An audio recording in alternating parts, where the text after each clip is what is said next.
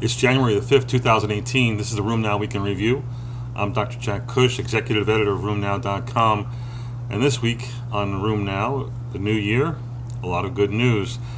A nice teaching point was covered in a review article that shows that patients who are hospitalized and why they might get C. diff infections could be due to some of the drugs that we use. Certainly we know that antibiotics increase the risk of chronic colitis due to Clostridium difficile, but I was not really aware that PPIs, H2 antagonists, sucralfate, and then specific antibiotics are associated with a higher risk, especially those PPIs and GI drugs. Carbapenems, cephalosporins, metronidazole, those are all, I think, fairly well known, but it is PPIs. I've had a patient recently who's had three consecutive hospitalizations for C. difficile, all resolved when she stopped her PPI therapy.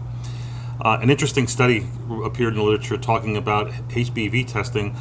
This comes from Dan Solomon and colleagues, where they did claims data and they looked at hepatitis B testing and looked at testing specifically in RA patients who were about to start a DMARD.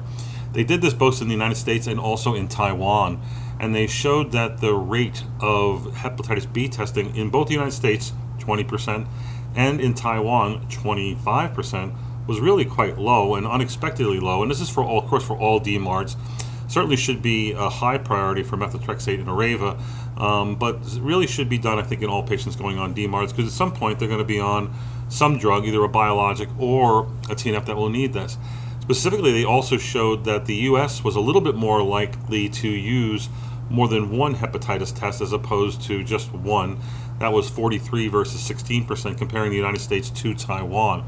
So again, the rule here is that you must do testing, and you must do more than one test. The test that I recommend is a hepatitis B surface antigen, a hepatitis B core antibody, a hepatitis B surface antibody, and a hepatitis C antibody test.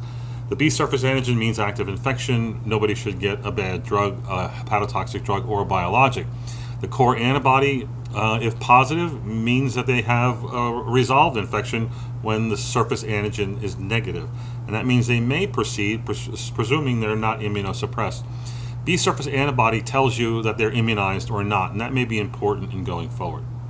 An interesting study comes from Corona this year, looking at patients who started either abatacept or a TNF inhibitor, and looked at the influence of CCP positivity on either response. What they did show was that being CCP positive did not affect whether or not someone responded well to a TNF inhibitor. However, if you were CCP positive, you were far more likely to respond to abatacept, suggesting there's something unique about CCP positivity in patients who receive abatacept and rituximab and a few drugs. Other drugs, it doesn't seem to be a big issue. This, I think, is a useful biomarker when practicing medicine and prescribing the right next therapy. Updated studies about chikungunya, a nice cohort study of their experience in Colombia, looked at 103 patients and found that 33 of the seropositive patients also had the virus in the synovial fluid, and that that almost between 25 and roughly 30% of patients had chronic arthritis lasting out to as much as 22 months. So there seems to be a cohort of patients affected with this virus who may develop chronic arthritis that looks a lot like rheumatoid arthritis. When tested 22 months later, they had 5 tender joints, a mean of 3 or 3.5 swollen joints, and they often need to be treated as if someone who has a seronegative inflammatory polyarthritis. I threw in a good New Year's tip for both patients and doctors. Medication safety tip number 1, patients should keep an updated medication list and either bring the medication list or all their medicines to every visit. Otherwise, we, the prescribers, are guessing, and that's not good for patients. Number 2, bring the med list to all doctor visits, bring the drugs to all doctor visits. Number 3, fill the same prescription medicine at the same pharmacy, prescribed by the same doctor. If you start mixing it up from the patient side, that it's half are filled over there, half are filled over here, that's a prescription for both errors, polypharmacy, and increased safety risk. Number 4, take the drug as ordered, as prescribed, as it says on the label. One of the biggest mistakes that patients make is taking less medicine they think might be safer. In fact, taking less medicine is not safer. Taking less medicine is riskier and may expose you to higher risk, more disease activity, and therefore more problems. Take as ordered. Number 5, when a prescriber prescribes a drug, he should be asked to discontinue a drug. Otherwise, physicians become the vectors of polypharmacy, which is a gigantic public health problem. You may want to look on the website and find this link to a TED video on the biology of knuckle cracking and why it feels good. This comes from a great rheumatologist in the UK, Eileen Tan, who likes to tweet a lot of interesting stuff. She's interested in osteoarthritis. She's a runner. She's a health fiend.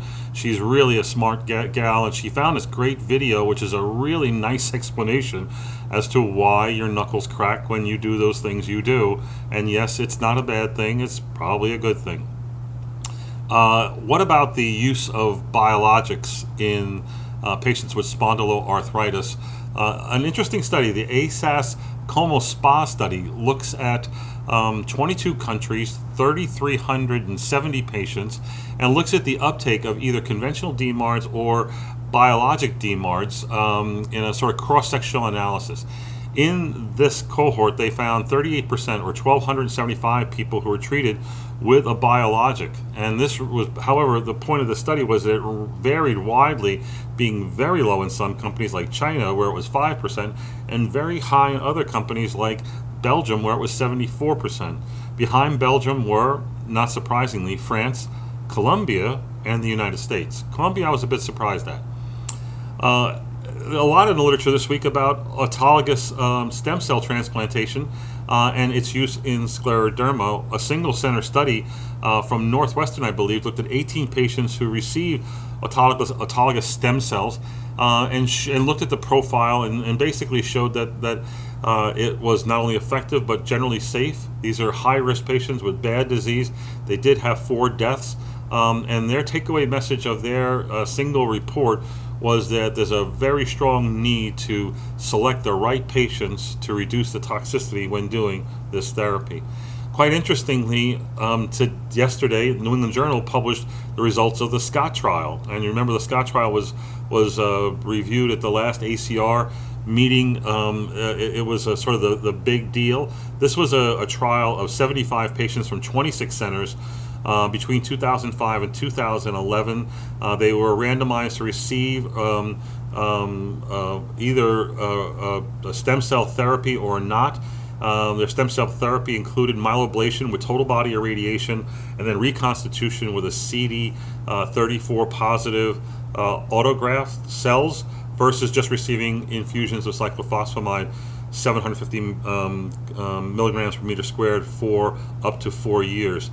When you looked at the data, it looked like there needed to be at least 2 years to see the differences between the groups, which is a little bit disconcerting, but that there were clear differences out at 48 months, with 68% of the patients receiving stem cell transplant responding to a multimodal response definition, and that was superior to the 32% seen in those receiving cyclophosphamide.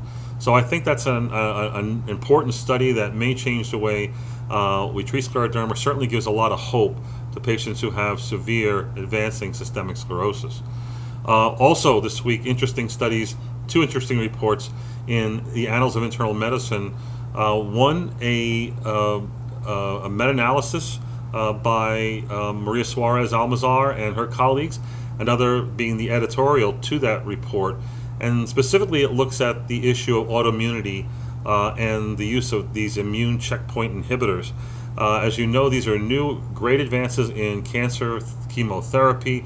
And Dr. Calabrese goes on to explain that, again, these immune checkpoints exist in all of us in a way to sort of put the brakes on when the immune system gets overactivated. And what has happened here is that now this is being therapeutically manipulated with these checkpoint inhibitors, where you basically get rid of or diminish those brakes to reinvigorate and exhausted immune response in the case of cancer.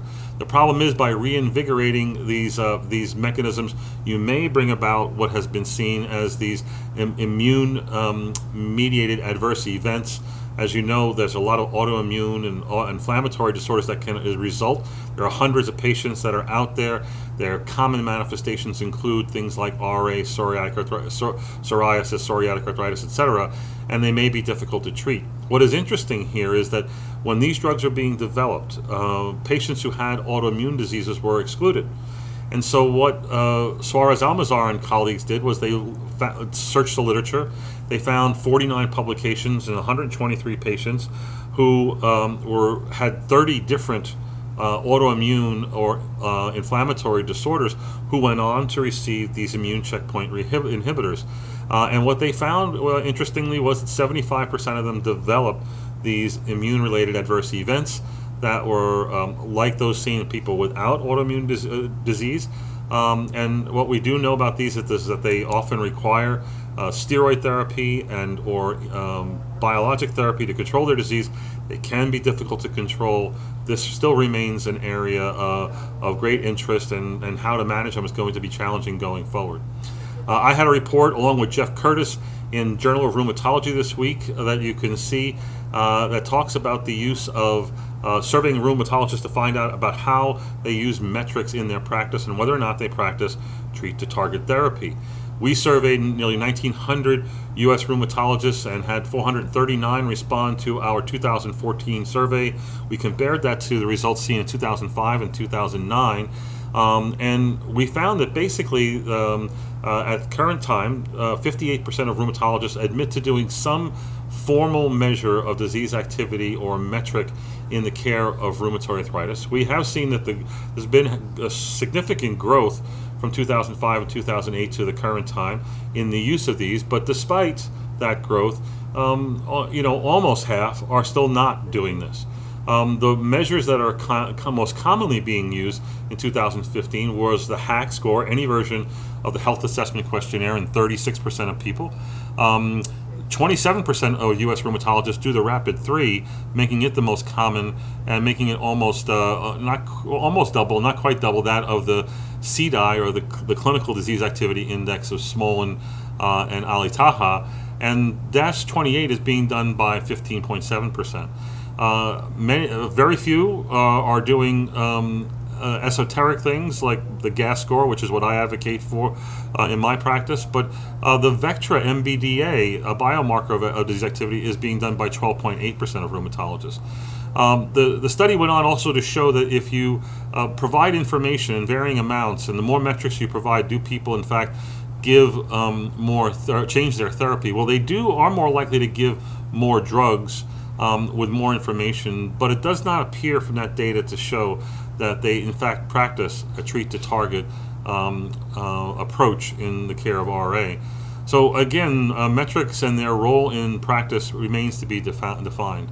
Lastly, there's an interesting report that mirrors some of the data seen at the last ACR meeting in 2017, and that is that bone marrow edema can be found not just in people with inflammatory disorders, but it's also found in normals, athletes, and military recruits. At the ACR, there were 2 such abstracts making the same point.